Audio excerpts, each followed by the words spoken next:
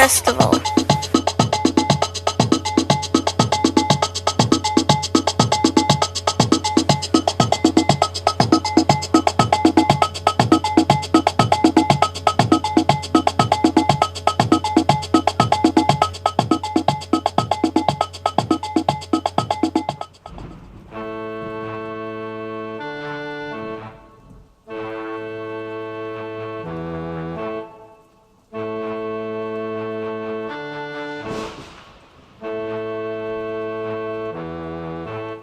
Well, sometimes when it's raining and you can't go outside, you gotta make the things to have some fun by using your mind. Just put a giant hat on and call yourself a queen. You gotta use your imagination, do you know what I mean? You can make a bow and arrow from a rubber band. You can make a brand new rhythm just by clapping your hands. You can dress up kinda funny, you're a movie star. If you use your imagination, you can drive your own car. There's no such thing as boredom, you can go to any destination, because the whole wide world is waiting for you deep inside imagination. You gotta use your imagination to become anyone you want to be. Just use your imagination and you'll never be bored, and your mind will set you free. Just use your imagination.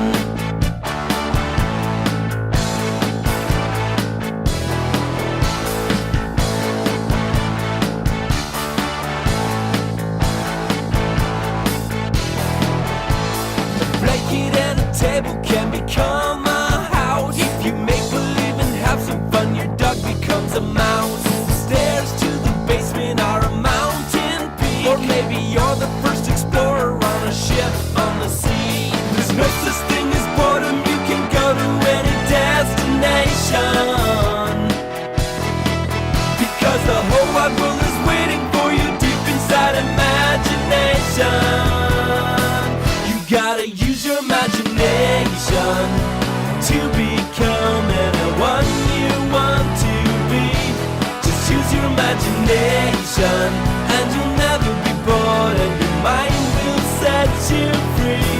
Just use your imagination to become anyone you want to be.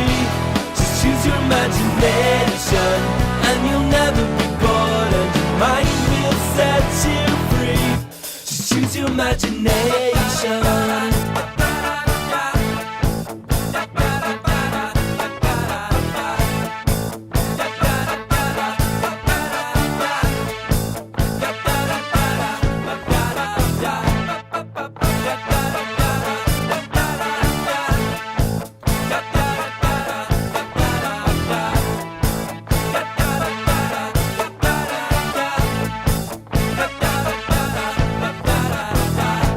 There's no such thing as boredom, you can go to any destination, because the whole wide world is waiting for you deep inside imagination. You gotta use your imagination to become anyone you want to be. Just use your imagination and you'll never be bored, and your mind will set you free. Just use your imagination to become anyone you want to be. Just use your imagination and you'll never be bored, and your mind will set you free. Just use your imagination.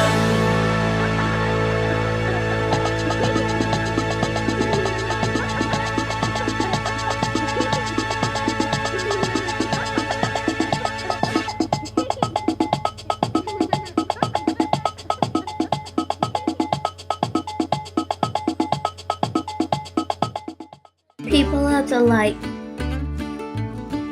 Because there is light, we can see where we go. But one little light, this little light, had lost its bright glow. So I had a plan, something in mind, that would once again make this little light shine, this little light of mine. With the help of a mix of some paper ripped thin and a paste that would stick, it was time to begin.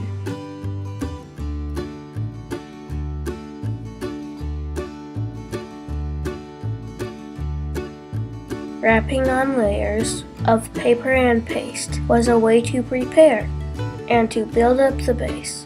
With feet at the bottom and wire for hands, the light was beginning to look like a man. The light was inside, with paint all about, and there was a face with some eyes and a mouth.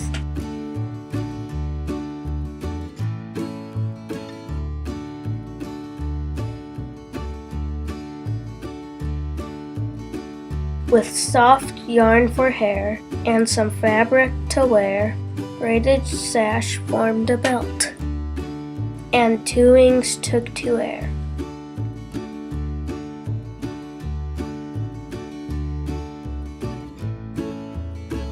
The bulb placed within was now dressed so fine, this little light could once again shine.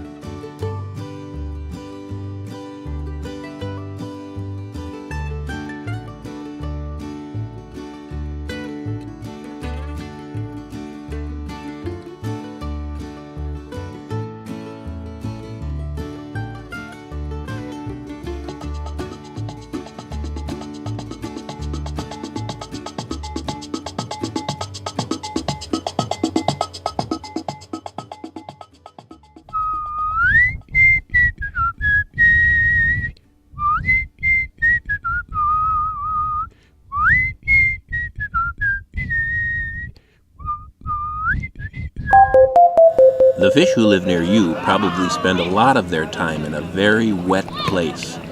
You may even find large schools of them in a lake or pond. They like the water very much and look forward to swimming in it with friends after their schools have let out for the day. The only fish that you could not find swimming among the others would be Filbert. Filbert had a very unusual problem. It was unusual for a fish, that is. Filbert was afraid of the water. He lived by himself on a little island in the middle of Lake Puddlesworth and never went near its wet waters. Filbert often looked out over the waters of Lake Puddlesworth from the bedroom window of his little house. Each morning he watched as daylight danced across the waves, and each evening he waited for the sun's setting colors to melt into the distant ripples. The waters of Lake Puddlesworth looked so pleasant, but seemed so mysterious. Filbert did not know what lay beneath them. Filbert also did not know how to swim, and the things that Filbert did not know made him very fearful. This was how Filbert became afraid of the water.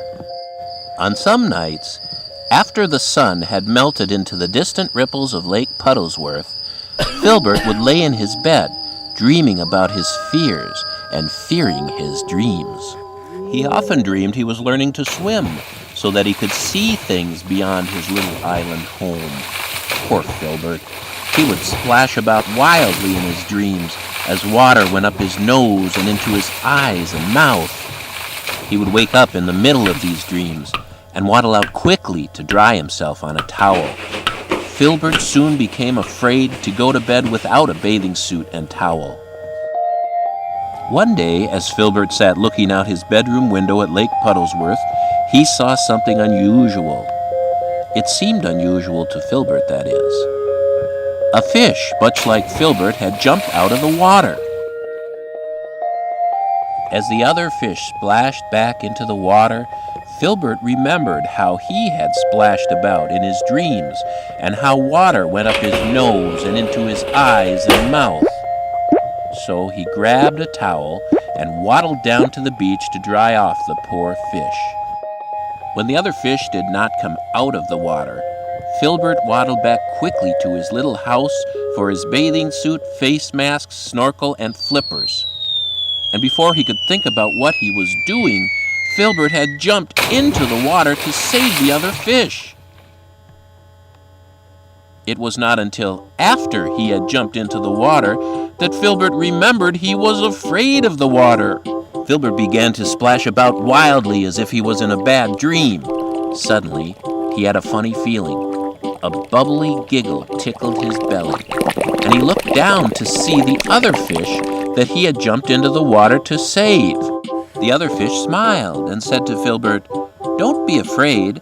I'm a fish just like you, and you can live in the water like me if you will only take off those silly things you are wearing. Won't you come and swim with me?" Filbert began to think about what the other fish was saying. He knew that the other fish was just like him. This is why Filbert had jumped into the water to save it. And now that Filbert had actually jumped into the water, he knew what it was really like. Because Filbert was only afraid of things he didn't know, he didn't have to be afraid of these things anymore. Filbert stopped splashing about in the water. He was feeling very silly in his swimsuit, face mask, snorkel, and flippers, so he took them off and swam over to join the other fish. Together, Filbert and the other fish swam away through the waters of Lake Puddlesworth and became good friends.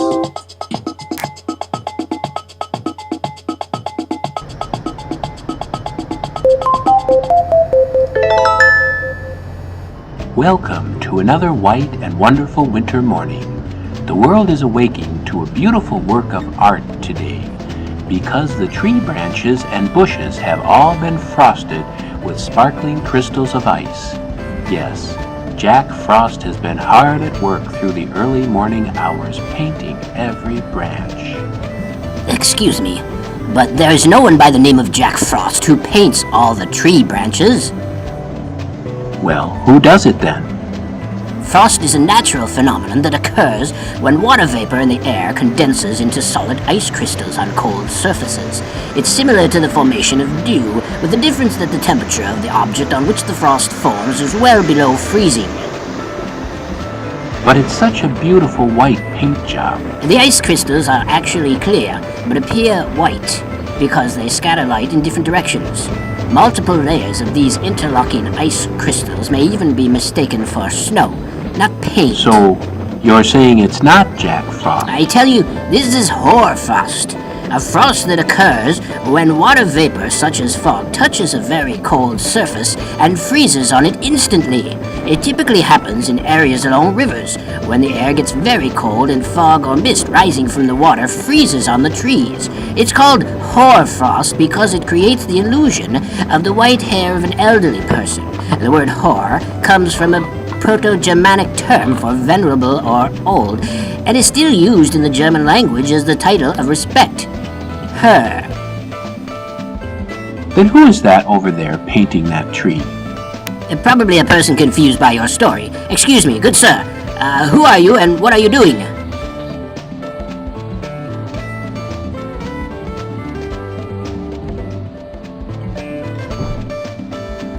So, your name is Frost.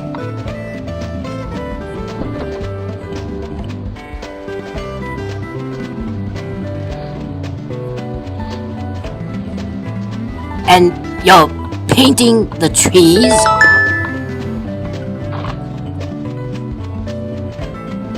Oh, good grief. As I was saying, Jack Frost has been hard at work through the early morning hours painting every branch.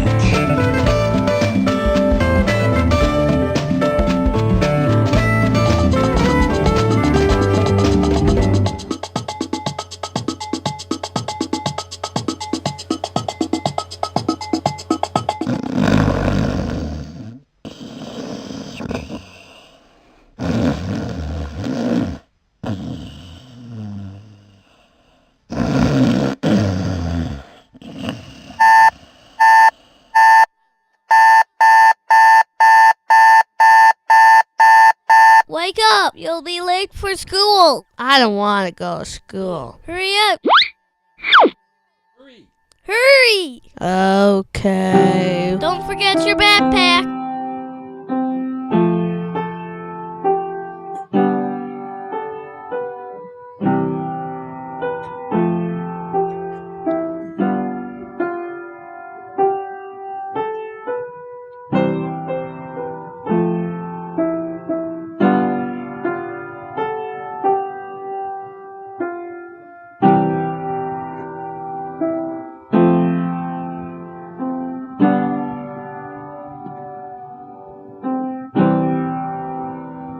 Hi, are you going to school? No, I don't want to go to school. Why? I'm afraid. Don't be afraid. I'll go with you.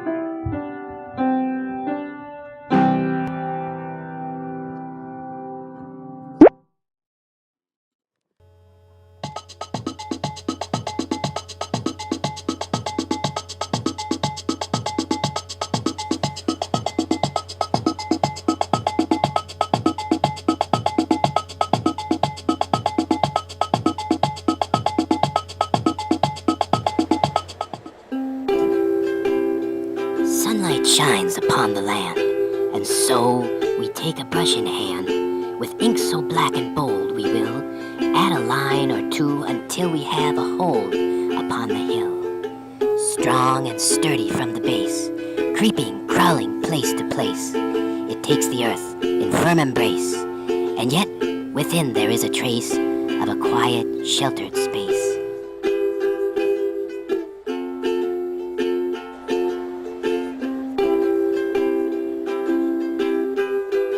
What is this that here is sitting, branching out and upward splitting? Many parts connect as one, a hand that tries to touch the sun.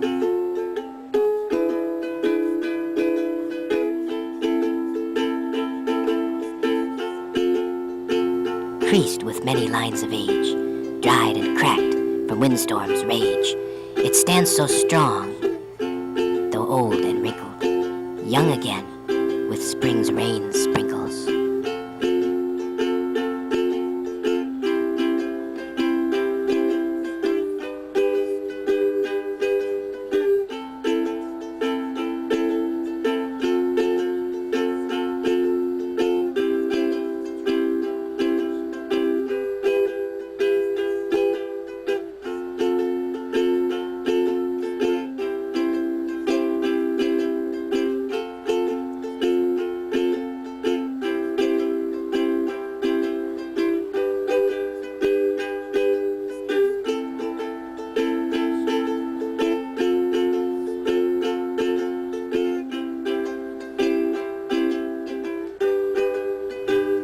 A head of leafy hair that flutters in the air, flowing, blowing in the breeze, makes for us the air we breathe.